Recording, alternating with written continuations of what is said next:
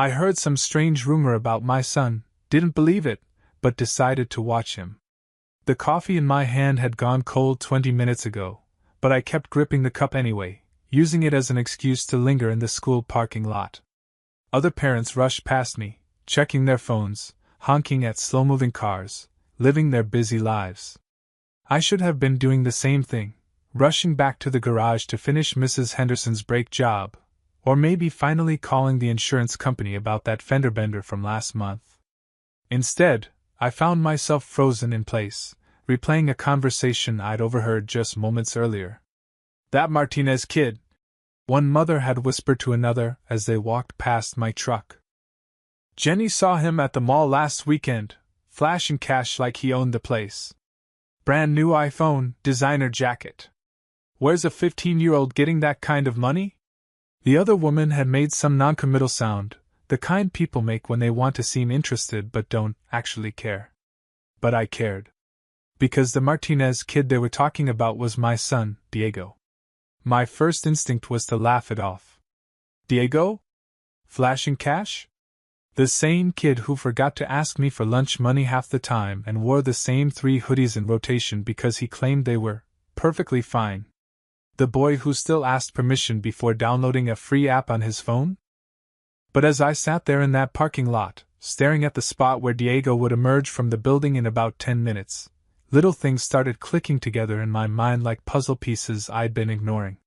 Those brand new Air Jordans that appeared in our hallway last week.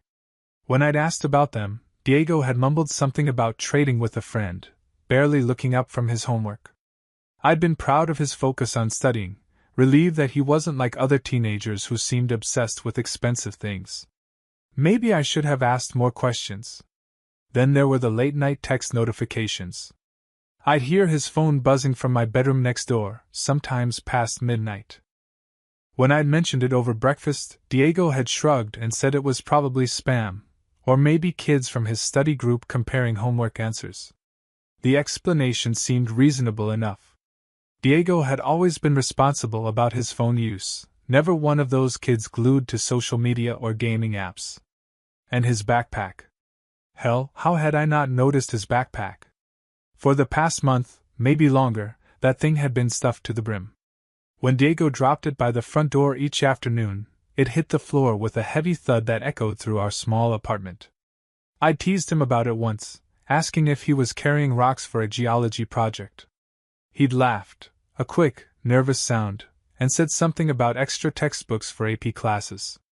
I was a single father working 2 jobs. Diego was a straight-A student who never gave me trouble. When your kid is low-maintenance and high-achieving, you don't go looking for problems. You count your blessings and focus on keeping food on the table and the rent paid on time. But sitting in that truck, watching other parents collect their children, I felt something cold settle in my stomach. Not panic, not yet, but a creeping unease that made my hands shake slightly as I set down my coffee cup. The divorce had been finalized 8 months ago. Since then, money had been tighter than ever. My ex-wife's support payments came sporadically, always with some excuse about her new job or unexpected expenses. I'd picked up extra shifts at the garage, and started doing weekend repair jobs for neighbors, but it still felt like we were always one emergency away from real trouble. Diego had noticed, of course. Kids always notice more than parents think they do. He'd stopped asking for things, new clothes, money for movies with friends, even small stuff like his favorite snacks from the grocery store. When his old sneakers developed a hole in the sole, he'd put duct tape over it and told me they were vintage now. He'd started doing his own laundry, making his own lunches, asking if he could help with anything around the house. I'd been touched by his maturity, grateful for a teenage son who understood that we all had to tighten our belts for a while. What kind of father does that make me? The kind who's so busy working and worrying that he doesn't notice when his child's problems might be bigger than homework stress. The school bell rang, and students began pouring out of the building. I spotted Diego immediately, tall for his age, dark hair that perpetually fell into his eyes, walking with that slightly hunched posture that teenagers perfect when they're trying to look casual. He was laughing at something his friend Marcus had said, looking completely normal. looking like my son. But as he got closer to my truck, I noticed his jacket. It was new, definitely new, some brand I didn't recognize but that looked expensive. The kind of jacket that cost more than I made in a week at the garage. Diego slid into the passenger seat and immediately started talking about his chemistry test, how he thought he'd aced the section on molecular bonding but wasn't sure about the last question. His voice was animated, excited, the way it always got when he talked about school. This was my son, the boy who genuinely enjoyed learning, who read science magazines for fun, who wanted to be an engineer someday and actually had the grades to make it happen. "Nice jacket," I said casually, pulling out of the parking space. "Thanks," his response was quick, automatic. "Marcus let me borrow it. His mom buys him too much stuff." Another reasonable explanation. Marcus's family had money. His dad was a lawyer. His mom worked in real estate. It made sense that they'd have extra clothes lying around. But as we drove home, I found myself studying Diego in my peripheral vision. The way he kept checking his phone, typing quick responses with his thumbs. The way he seemed to be calculating something in his head, his lips moving slightly as he worked through numbers. The way he clutched his backpack against his chest like it contained something precious. "How was your day, really?" I asked, turning down the radio. "Good. Normal. You know, school stuff." He looked out the window, watching familiar streets pass by. "How were your shifts? You look tired." There it was again, that mature concern, that attempt to take care of me instead of letting me take care of him. When had our roles started reversing like this? "I'm fine, son. Just the usual craziness at work." We rode the rest of the way home in comfortable silence, but my mind was anything but comfortable. Every rational part of me insisted that I was overreacting, that some gossipy parent had planted seeds of doubt that were now growing into full-blown paranoia. Diego was a good kid. Honor roll student. Never been in trouble, never given me a reason to worry. But as we pulled into our apartment complex, and Diego hefted that mysteriously heavy backpack over his shoulder, I made a decision that would change everything between us. I was going to start paying attention. Really paying attention. Because sometimes, the whispered rumors in school parking lots turn out to be more than just idle gossip. Sometimes they're warnings. 3 days of watching had taught me that Diego's schedule was more predictable than a Swiss watch. School ended at 3:15. He'd walk out with Marcus and a few other kids, laugh about something for exactly 4 minutes, then wave goodbye and head toward the bus stop. The 3:35 bus would take him straight home, where he'd arrive by 4:10, drop that heavy backpack with its mysterious thud, and ask about my day while rifling through the fridge. Except today, Diego didn't head toward the bus stop. I was parked across the street from Jefferson High, engine running, feeling like the world's most pathetic private investigator. My hands were sweating against the steering wheel as I watched my son walk in the opposite direction of home, his stride confident and purposeful in a way I'd never seen before. He turned the corner onto Maple Street, and I had to make a split-second decision that felt like jumping off a cliff. I pulled into traffic and followed him, staying far enough back that he wouldn't notice my beat-up pickup in his peripheral vision, but close enough that I wouldn't lose him in the afternoon crowd. My heart was hammering so hard I could hear it over the radio. This was insane. I was literally stalking my own child based on parking lot gossip and a few suspicious details. What kind of father does this? What kind of person follows their honor roll student son around like he's some sort of criminal? But then Diego stopped walking, and everything I thought I knew about my son shattered like glass. He was standing in the courtyard behind the old recreation center, the one that had been closed for budget cuts last year. The space was hidden from the main street, surrounded by chain-link fence and overgrown bushes that created a perfect pocket of privacy. And Diego wasn't alone. There were at least 15 kids there, maybe more, ranging in age from what looked like middle school up to high school seniors. They weren't hanging out or playing around. They were lined up, and they all had money in their hands. My son, my quiet, studious, responsible son, was standing at what could only be described as the center of operations. There was a folding table set up in front of him, covered with a black cloth like some sort of makeshift storefront. And the kids were approaching him one by one, like customers at a very organized, very illegal store. I watched in stunned silence as a girl who couldn't have been older than 13 handed Diego a $20 bill. He reached under the table, pulled out a small box, and handed it to her with the kind of smooth efficiency that spoke of practice. Lots of practice. Next was a boy around Diego's age, wearing a leather jacket that looked expensive. He handed over what appeared to be much more money, several bills folded together, and Diego reached into a different section under the table, retrieving a pair of pristine white sneakers still in their box.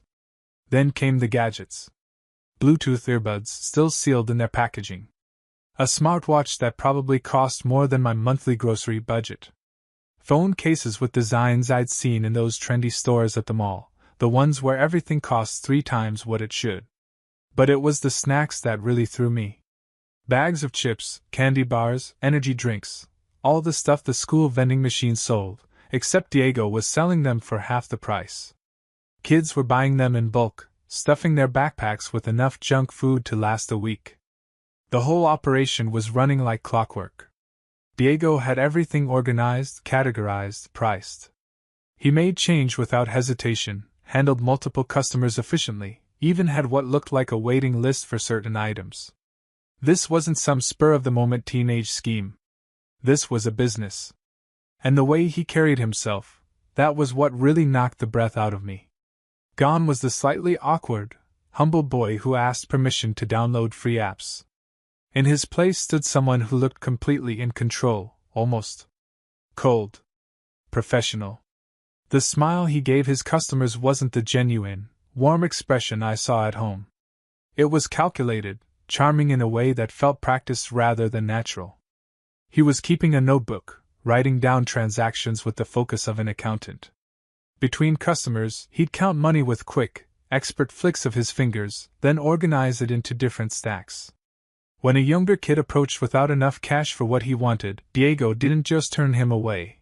He offered what looked like a payment plan, writing something down in a separate section of his notebook. Martinez runs a tight ship, I heard someone say, and I turned to see 2 older boys watching from nearby. They weren't customers. They were observers, studying Diego's operation with the kind of interest that made my stomach drop. Kid's got a real head for business. The other boy nodded. Shame he won't step up to bigger opportunities. Could make real money if he wasn't so careful all the time. Bigger opportunities. Real money. The words echoed in my head as I watched my 15-year-old son handle what had to be several $100s like it was pocket change. A car horn honked behind me, and I realized I'd been sitting in the same spot for almost 20 minutes. I drove around the block, parking where I could still see the courtyard but wouldn't attract attention. By the time I got back, Diego was packing up his operation, folding the table, organizing the remaining inventory into that perpetually heavy backpack. As he shouldered the bag and started walking toward the bus stop, toward his normal routine, toward home, toward asking me about my day like nothing had happened, I felt something break inside my chest. This wasn't my son. Or maybe it was, and I'd never really known him at all. For the next 2 weeks, I became someone I didn't recognize, a spy in my own home, a detective investigating my own child. Every instinct told me to confront Diego immediately, to sit him down and demand explanations. But a deeper, more terrifying instinct whispered that I needed to understand the full scope of what I'd stumbled into before I made any moves. What I discovered made my blood run cold. Diego wasn't just selling snacks and sneakers anymore. During my 3rd surveillance mission, parked behind the abandoned recreation center like some sort of deranged stalker, I watched him hand a high school senior what was unmistakably a brand new laptop, still in its sealed box. The kid handed over a thick envelope in return, more money than I made in 2 weeks at the garage. But it was the handoff itself that made my hands shake against the steering wheel.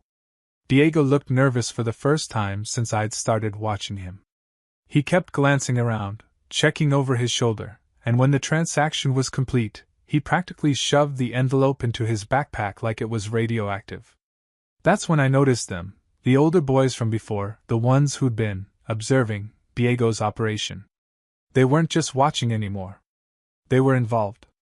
One of them, a tall kid with tattoos crawling up his neck, approached Diego after the laptop sale.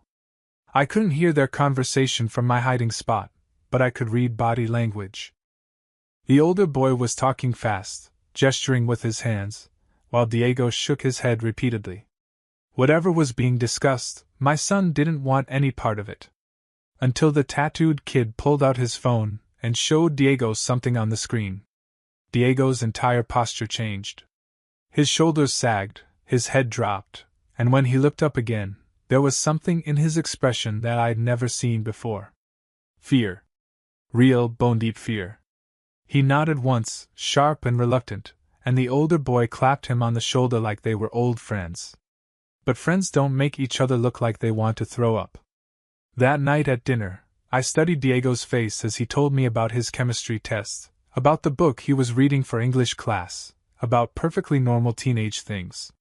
He looked the same as always, my smart, responsible boy who helped clear the table without being asked and reminded me to take my vitamins. But now I could see the shadows under his eyes, the way his hands trembled slightly when he thought I wasn't looking, the forced quality to his usual easy smile. "You okay, son?" I asked, reaching across the table to touch his forehead. "You look tired. Just studying hard," he said, pulling away from my touch with a laugh that sounded almost normal. "Gotta keep those grades up for college applications, right?" College applications. The dreams we'd talked about since he was in middle school, engineering school, maybe MIT if his grades stayed perfect, a scholarship that would give him opportunities I'd never had. Was he risking all of that for whatever this was? My investigation escalated after I overheard a phone conversation that made my world tilt sideways. I'd come home early from my afternoon shift at the garage, planning to surprise Diego with his favorite takeout. His bedroom door was closed, which wasn't unusual, but I could hear him talking to someone, his voice low and urgent. "I told you I need more time," he was saying. "The payment's bigger than we discussed." Silence then. "I don't care what Tony said. That wasn't our deal." More silence. Diego's voice got tighter, more strained. "Look, I've been good for every payment so far, haven't I? I just need until Friday. I've got 3 more sales lined up, including that gaming system for the Morrison kid." My heart stopped. The Morrison kid lived in our building, a 12-year-old whose parents had just bought him a PlayStation for his birthday. "No, I'm not backing out," Diego continued. "I know what happens to people who back out. I just need you to trust me here."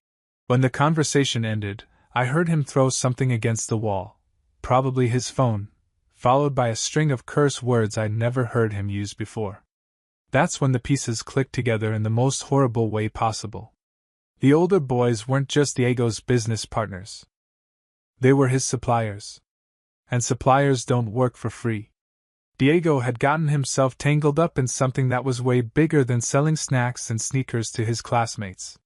He was fronting deals, taking products on credit, owing money to people who probably didn't accept "I need more time" as a valid excuse. The laptop, the gaming systems, the brand name items that cost more than I made in a month, Diego wasn't buying them. He was getting them from somewhere else, selling them, and keeping a cut. But if something went wrong, if a deal fell through or a customer couldn't pay, my 15-year-old son would be the one left holding the debt. And from what I'd overheard, something was definitely going wrong. I started noticing other things then, details that had been invisible before but now seemed to glow with neon urgency.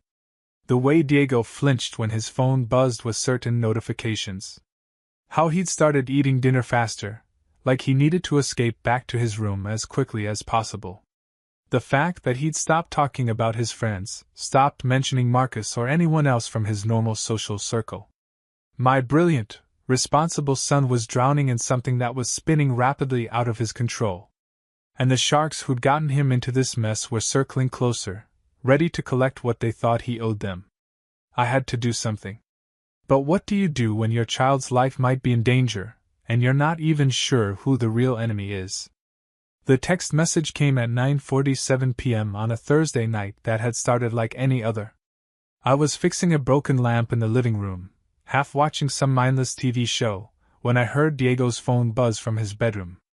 Nothing unusual there, except for the sound that followed.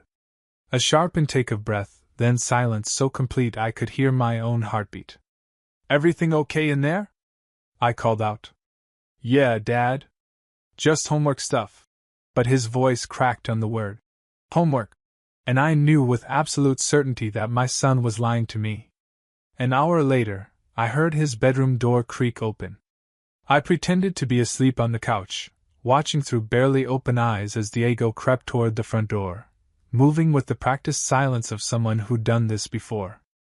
He paused at the door, looking back toward my sleeping form, and I saw something in his face that made my chest tighten with panic. He looked terrified. The moment the door closed behind him, I was on my feet, grabbing my keys and jacket. Every paternal instinct I possessed was screaming that something was very, very wrong. Diego never left the house after dinner, never snuck out, never gave me a reason to worry about where he was or what he was doing. Until now. I followed his route from our apartment complex, staying far enough behind that he wouldn't notice my headlights but close enough that I wouldn't lose him in the maze of residential streets. He was walking fast, almost jogging, checking his phone every few steps like he was following GPS directions to somewhere he'd never been before. 20 minutes later, we reached a part of town I recognized but had no business being in after dark. The old industrial district, where half the streetlights were broken and the other half flickered like dying fireflies. Empty lots filled with rusted equipment, abandoned warehouses with broken windows, and a general atmosphere of decay that made smart people drive quickly through with their doors locked. Diego stopped at a gas station that looked like it hadn't been updated since the 1980s. The kind of place where you pay for your gas before pumping and hope your credit card information doesn't get stolen in the process. But he wasn't going inside. He was walking toward the narrow alley that ran alongside the building, disappearing into shadows so complete that I lost sight of him entirely. I parked across the street, hands shaking as I turned off my engine and rolled down my window. The silence was broken only by the distant hum of traffic and the occasional car door slamming from the 24-hour diner 2 blocks over. Every rational part of my brain was telling me to call the police, to get help, to do anything except sit alone in a truck watching my teenage son meet with God knows who in a dark alley. But I couldn't leave him. Whatever was happening, whatever danger he'd gotten himself into, I couldn't abandon him to face it alone. That's when I heard the voices. "You're 3 days late, Martinez." The voice was older, rougher, with an edge that made my blood freeze. 3 days. "Do you know what 3 days costs us?" I know. That was Diego, and he sounded younger than I'd ever heard him, like a little boy trying to convince adults that he hadn't broken something valuable. "I've got most of it. I just need until tomorrow to get the rest." "Most of it?" A different voice now, higher pitched but somehow more menacing. "Most of it doesn't pay the interest, kid. Most of it doesn't cover what you owe Tony for fronting you those laptops." "The laptops sold," Diego said, and I could hear him trying to inject confidence into his voice. "Both of them. But the Morrison kid's parents found out about the PlayStation deal and made him return it. I had to give them their money back. That's your problem, not ours." I crept closer to the alley, using parked cars as cover, until I could see the shadows of 3 figures pressed against the brick wall of the gas station. 2 larger shapes loomed over a smaller one that I knew with absolute certainty was my son. "Look," Diego was saying. "I've been good for every payment so far. I've moved more product for you guys than anyone else at Jefferson. I just hit a bad streak. It happens in business, right?" One of the larger figures stepped closer to Diego, and in the dim light from the gas station's security camera, I caught a glimpse of a face that looked like it had seen too much violence and enjoyed most of it. "This isn't business, kid. This is survival. And right now, you're not looking very likely to survive." The second figure grabbed Diego by the shoulders and slammed him against the brick wall with a sound that made me bite my tongue to keep from screaming. My son's head snapped back, and I saw him raise his hands in a gesture that was part surrender, part protection. Please, Diego said, and the raw fear in his voice nearly broke me. I can get the money. I have a plan. There's this kid at school whose parents just bought him a new car, and I know I can flip it for twice what they paid. Just give me until Monday. Monday? The first voice laughed, but there was no humor in it. You think this is a negotiation? You think you get to set the terms? They pressed closer, and Diego seemed to shrink against the wall. This was my brilliant, confident son who could charm his way through any situation, who had built a sophisticated business operation from nothing, who I'd watched handle difficult customers with the skill of someone twice his age. But right now, he looked like exactly what he was, a 15-year-old boy who had gotten himself into something far bigger and more dangerous than anything he could handle. That's when I saw the fear in his eyes, real and raw and desperate. The same fear I'd been carrying in my chest for weeks, except his was so much worse because he was living it, drowning in it, with no idea how to get back to the surface. My son wasn't just playing entrepreneur. He was standing in the middle of a shark tank, and those sharks had finally decided they were hungry. I didn't sleep that night. Not a single minute. I sat in my kitchen until dawn, staring at the coffee cup I'd filled and refilled a dozen times, watching the sun creep through our apartment windows and illuminate the ordinary life I thought we'd been living. Diego's textbooks stacked neatly on the counter. His honor roll certificate still taped to the refrigerator. A photo of us from last Christmas, both of us smiling like we didn't have a care in the world. When Diego finally emerged from his bedroom at 7:30, he looked like he'd slept about as well as I had. His eyes were bloodshot, his hair sticking up at odd angles, and there was a small cut on his cheek that definitely hadn't been there yesterday. "Morning, Dad," he said, heading straight for the cereal cabinet like nothing had happened. Like he hadn't been threatened in a dark alley 12 hours earlier. Like our entire life wasn't built on lies I was only just beginning to understand. "Sit down." My voice came out harder than I'd intended, sharp enough to make Diego freeze with his hand on the cabinet door. He turned to look at me, and I saw him take in my appearance, the clothes I'd never changed out of, the exhaustion probably written across my face, the way my hands were shaking slightly against my coffee mug. "Dad? Are you okay? You look." I said, "Sit down, Diego." He moved to the kitchen table like he was walking to his execution, settling into the chair across from me with the careful movements of someone who knew they were in trouble but wasn't sure how much trouble yet. For a long moment, we just stared at each other. This boy I'd raised, this son I thought I knew better than anyone in the world, looking at me with an expression that was part confusion, part fear, and part something else I couldn't identify. Resignation, maybe? Like he'd been waiting for this moment, and was almost relieved it had finally arrived. "I followed you last night," I said quietly. The color drained from Diego's face so fast I thought he might pass out. His mouth opened, then closed, then opened again without any sound coming out. "I saw everything, son. The alley, those boys, what they did to you." My voice cracked on the last words, and I had to stop for a moment to compose myself. "I know about the business, the deals, all of it. So don't even think about lying to me anymore." Diego's hands were flat on the table, pressed down like he was trying to anchor himself to something solid. When he finally spoke, his voice was barely above a whisper. "How long have you known?" 2 weeks. Maybe 3. Since I heard Mrs. Patterson talking about you in the school parking lot." He flinched like I'd slapped him. "What did she say?" "That you were flashing cash around town. That a 15-year-old shouldn't have that kind of money." I leaned forward, trying to catch his eyes, but he was staring down at his hands. "Diego, look at me. Please." When he finally raised his head, I saw tears threatening to spill over, and something inside my chest cracked wide open. "I didn't mean for it to get this bad," he whispered. "I swear, Dad, I never meant for any of this to happen." "Then tell me how it did happen. Tell me everything, and don't leave out a single detail." The story that poured out of him over the next hour was simultaneously exactly what I'd expected and nothing like what I'd prepared myself to hear. It had started innocently enough, Diego selling his own lunch to kids who'd forgotten theirs, making $1 here and there. Then he noticed how much the school vending machines charged for snacks and realized he could buy the same stuff in bulk and sell it for half the price while still making a profit. I was good at it, he said, and for a moment there was a flash of the pride that had probably gotten him into this mess. Really good. I could read what people wanted, figure out what they'd pay for, make them feel like they were getting a deal even when I was making money. The business had grown quickly.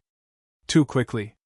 Other kids started asking if he could get them things that weren't snacks, headphones, phone cases, eventually bigger items like sneakers and electronics. That's when Marcus introduced me to Tony and his crew. They said they could front me inventory, let me expand the operation. All I had to do was pay them back with interest when I sold everything. And you believed them?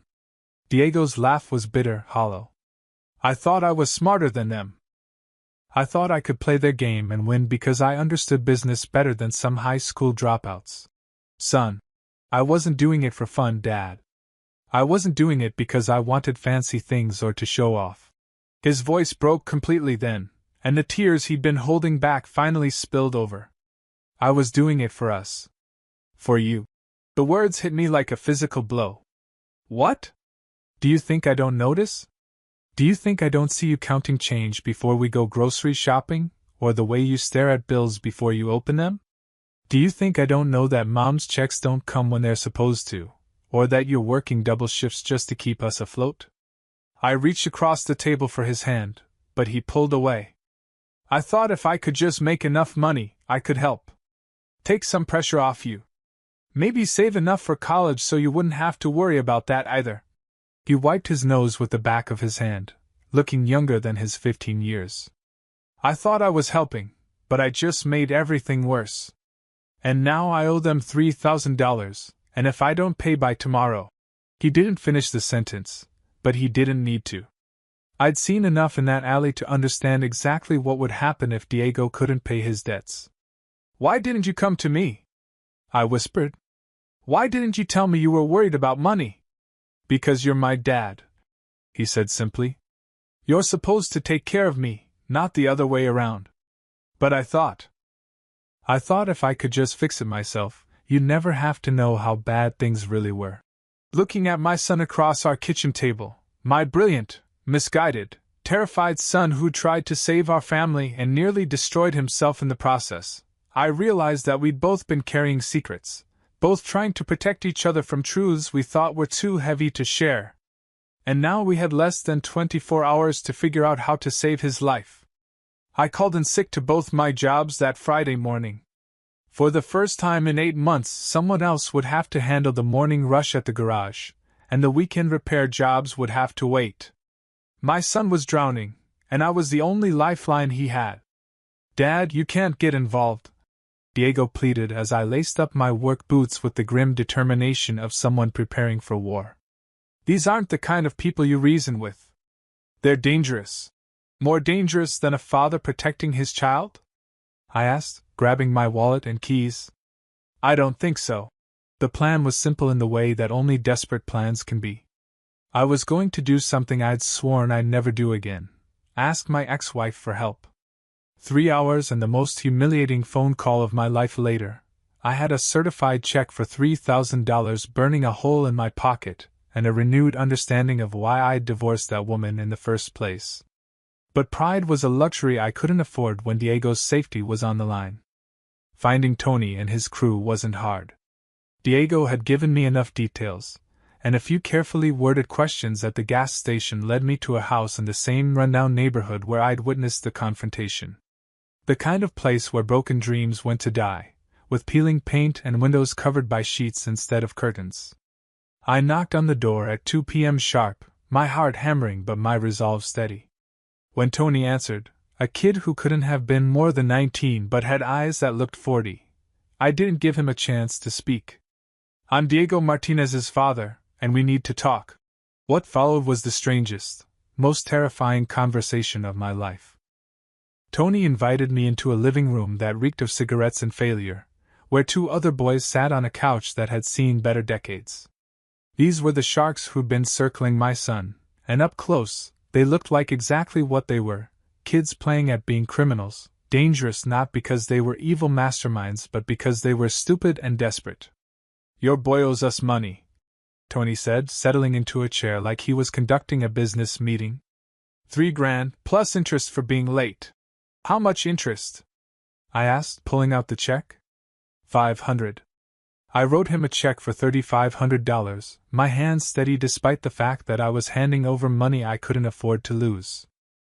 "This covers everything Diego owes you, plus interest, plus a little extra to make sure you never contact my son again." Tony stared at the check like he'd never seen that much money in one place. "Man, your kid was good for business. Smart, reliable, brought in more customers than was," I interrupted. "Past tense. Diego's done with this business, and if any of you so much as look at him wrong, I'll make sure every parent at Jefferson High knows exactly who's been selling their children stolen merchandise." The threat hung in the air between us. These boys made their money by staying invisible, by operating in shadows where parents and teachers couldn't see them. The last thing they wanted was attention from adults who could make their lives very complicated. "We got other kids who can move product," one of the boys on the couch said, but he didn't sound convincing. "Then go find them," I said, standing up. "But leave mine alone." I walked out of that house with my legs shaking and my heart racing, but I'd done what I came to do. Diego was free, even if freedom had cost us money we couldn't afford to lose. When I got home, I found Diego exactly where I'd left him, sitting at the kitchen table, staring at his hands like they belonged to someone else. "It's done," I said simply. He looked up at me with an expression of relief so profound it almost brought me to tears. "How much?" "More than we had. Less than losing you would have cost me." That evening, as we sat together on our couch sharing takeout from the Chinese place Diego loved, I watched my son really smile for the first time in weeks. The weight that had been crushing him was gone, but I could see he was still processing everything that had happened. "I'm sorry," he said quietly. "For all of it. For lying for the money, for putting you in danger. I know you are. But Diego, listen to me, that brain of yours, that ability to see opportunities and make things happen. That's not a flaw. That's a gift. The problem wasn't that you were too smart, it was that you were too isolated." He looked confused. "What do you mean?" "You tried to solve our family's problems all by yourself. You saw me struggling and decided it was your job to fix it." "But that's not how families work, son. We're supposed to struggle together, solve problems together, support each other when things get hard." "But I wanted to help. And you will help. Your intelligence, your drive, your ability to understand how things work, those qualities are going to take you places I can't even imagine. But next time you want to save the world, or just save your old man, talk to me first. Because the same fire that makes you extraordinary can burn you alive if you're trying to tend it all by yourself." 6 months later, Diego was accepted to MIT on a full scholarship. His essay about learning the difference between entrepreneurship and desperation apparently made quite an impression on the admissions committee. But the real lesson wasn't about college or careers or even about the dangers of getting involved with the wrong crowd. It was about trust and family, and the difference between helping someone and trying to rescue them from problems you're too young to understand. Sometimes the most brilliant people make the most spectacular mistakes, not because they're not smart enough to see the danger, but because they're too smart to ask for help. And sometimes, the only way to save someone you love is to step into the darkness with them and help them find their way back to the light. As fathers, we want to protect our children from every possible harm.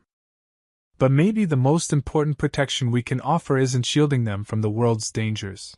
It's making sure they never feel so alone that they think facing those dangers by themselves is their only option. Diego learned that intelligence without wisdom can be dangerous, that good intentions don't always lead to good outcomes, and that the people who love you are there to help carry the weight when it gets too heavy for one person to bear. And I learned that sometimes the rumors whispered in school parking lots aren't just gossip. They're a father's last chance to save his son from drowning in waters too deep for a 15-year-old to navigate alone.